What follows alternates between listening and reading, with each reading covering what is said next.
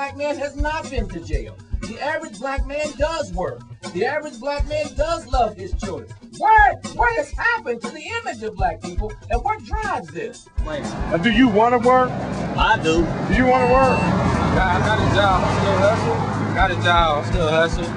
They also make that statement, there's more black men in prison than are in college.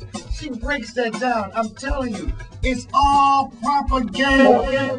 The suspect is a black male in his 20s. We are told he has a large afro, sideburns. He was wearing a silver chain at the time. Police say the suspect is a black man, 6'1", 160 to 180 pounds, about 35 years in age. The suspect is a black male, aged 16 to 18. The suspect is African American. Police say that black man. Suspect is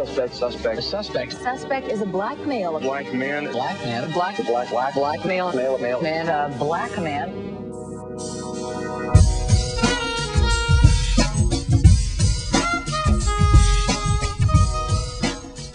In mainstream American society, it is no secret that the perception of the African American, more particularly the black male, has been grotesquely misrepresented through stereotypes, ignorance, and fear.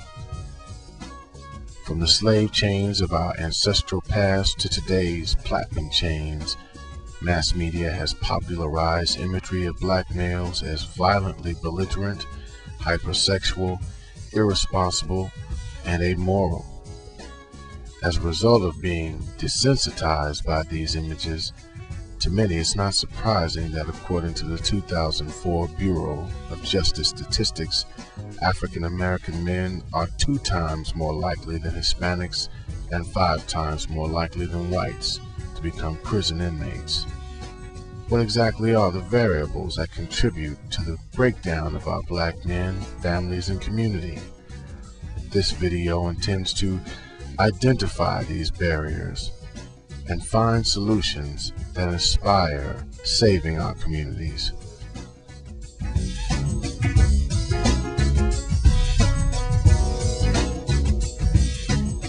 This is Straight Talk Live.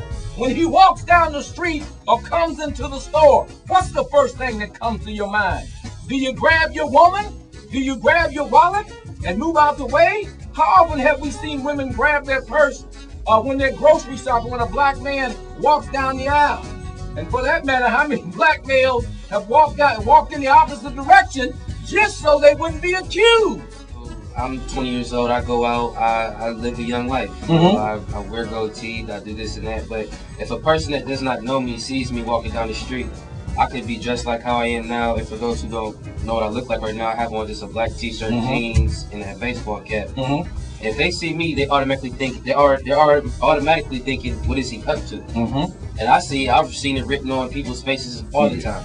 The media, as we all know, is what most of us associate our beliefs and thoughts with. We're trained, we are guided as we look on television, as we listen to radio.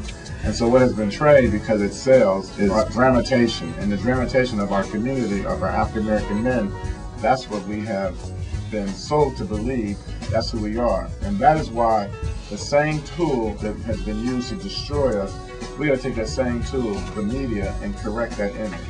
Individuals that are disadvantaged, including African American males, it's tougher because it's like an uphill road.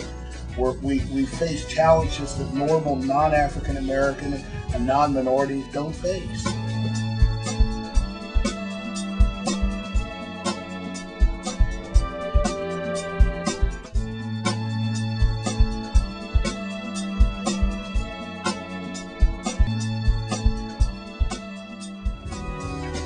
So how's the young black males look, particularly after high school? What should they look like? It shouldn't start after all right, then high school. It should start. What should they look like? Outside, on the outside. They get to middle school. By the time they get to middle school, we ought to have instructions to begin to tell them how to dress, how to wear the appropriate uniform for the appropriate job. How should they dress, for example? They should not have their dress. What's wrong with the rag? You're not wearing it with me. What's wrong with the rag? What's wrong with it? It's not appropriate if I'm taking you to a place to present you to people. Just because you dress a certain way and you might have braids or something, you just automatically put in a certain category. Whether you did some or you haven't done some, you already put in that category. reveal large disparities in services and opportunities. Is it difficult for you to find a job? Oh yeah, yeah, it was, because matter of fact, even going through the temporary service, you know, they wouldn't even hire me. They said, they kept just telling me I was security risk. In Columbus, the way it's designed, most of the jobs is on the out the borders 270, where most of the buses don't run to. Now, a lot of guys have kids and they're getting a license taken because they're not paying child support, and that makes it harder for you to pay child support without a license. And you can't go to the job if you don't have transportation, and the buses is getting cut back so much now where you can't even get to the job. So you got all these factors. Yeah, it's hard to get a job. It's just difficult, particularly for African American men, to get a job. So as it relates to Leo designing their programs, we want them to know that one of the biggest unemployments is in the inner city neighborhood. Oh yeah, it's not a second chance country. One strike you out, they say 3 strikes you out. One strike you're done. There is nothing else you can do. You just, if you don't walk that fine line right the first time, it's all over with. There ain't nothing else you can do about it. Knowledge that we have now that we're getting ready to put into the community, one of the groups of individuals that we're targeting are ex-offenders. So whatever we have to do to remove the barriers, you know, within the workplace, bar any kind of restrictions in different careers, you know, where it's just absolutely prohibited. We're going to make sure that folks get on jobs. Today, Afro-American, Hispanic population, Somalian population, but it's all traditional minorities. And what you find is, if you look at the numbers in a law enforcement background, it certainly is not discriminatory because crime is crime. But if you look at it statistically, it's overwhelming from a law enforcement standpoint that our young Afro-American males, it's like if you don't go to college and you are not in that top 5%, jail is almost imminent. What does a black man have to do to be redeemed in America? If a man renounces his past and tries with all of his might and his abilities to stir people away from the life that he once led, what more can he do? Our research has concluded many African American men want to defy the negative images attached to their being and way of life. Most of our black men can and want to responsibly identify their values and goals, plan to succeed, raise productive families, and invest in the American dream.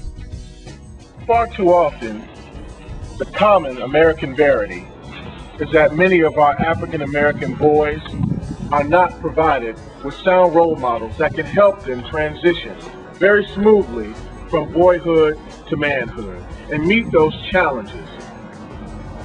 And somebody pulled me to the side and said that's not what a man do. A man, you know, take care of his family, don't worry about his image and do what he got to do. So I cut my hair and got me a job out here again. And after that, it was all right. Like, we need more men's classes to show men how to be fathers. They don't have fathers at home.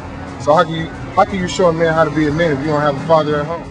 There's a multitude of young people that come in there. They're not thinking about doing drugs. They're not even talking about entertainment. All the young men are going to college. They're talking about business. They're talking about becoming doctors. They're talking about becoming lawyers. They're talking about becoming entrepreneurs. All we need to do is be out there and be an example.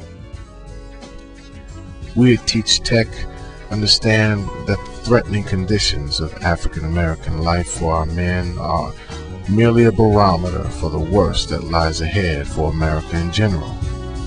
Join us as we take another look at perceptions and beliefs as heard from America's black men. Take another look into the new ways that we empower our black men with belief and enrich them with opportunities.